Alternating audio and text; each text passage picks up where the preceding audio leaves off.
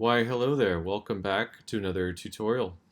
In my last video, I showed you how to create a pretty simple yet elegant website using Wix's Artificial Design Intelligence program, or Wix ADI, where you simply plug in the content and Wix handles all the form and design for you.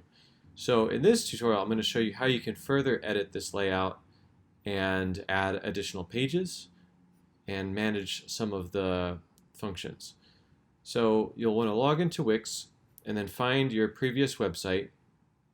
And if you want to view the website, you just click on the address, or if you want to edit, just click the little pencil icon.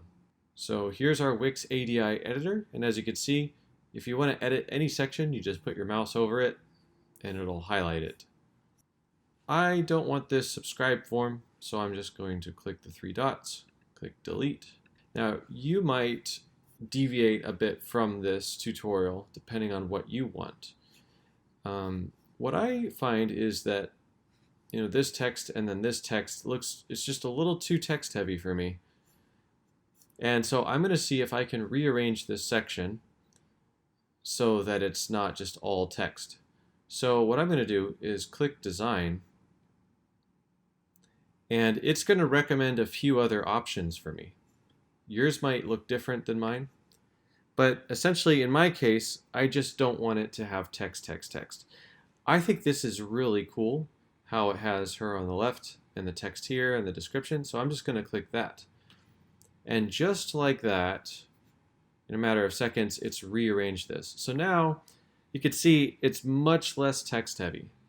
The next thing I want to do is add an additional page.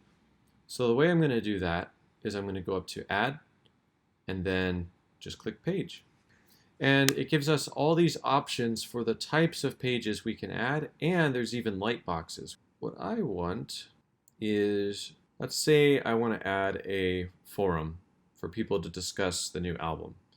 So I'm going to click forum, and it shows me several options for how that layout can look. I kind of like the traditional, just stacked list version, so I'm going to click this, add to page. Okay, so it created this new page for me, and it looks like it kind of rearranged the header a bit too.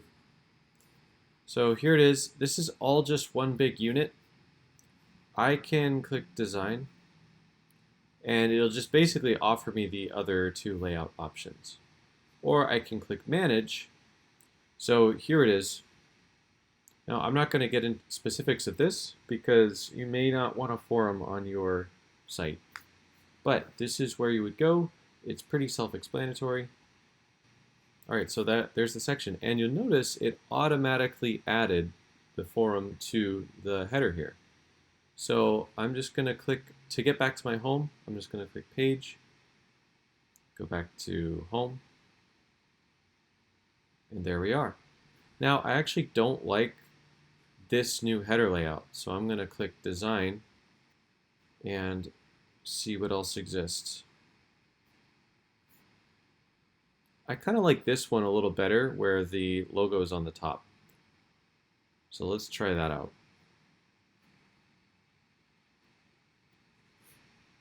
Yeah, I like that better. Her name's a little smaller, but it just feels better having it on the top. Let's say I want to change the color scheme a bit. I do actually really like this, but let's say maybe it's a little too light and I want a little more dark and some contrast. I would go up to design and then choose colors. And it's saying that this main color is this light blue, but I'm just not seeing it anywhere. But they've already recommended some other color schemes. So I'm going to see how this darker one looks. See how that affects the website. Okay, so essentially it added this dark bar for the navigation, which I think is a little too much contrast. I kind of liked it how it was. So if you ever want to undo anything, just click undo. Okay, so it's back to the original. All right, well, let's say I want to change the font. I actually really like this, but If I want to experiment, then I would go up to Design and then just choose Fonts. And it shows me some alternatives. So these have kind of a bolder header style or some sans serif. This one has an even lighter header style. So actually, I really like all of these. I think these all match. But I think the one that it picked right off the bat is actually my favorite.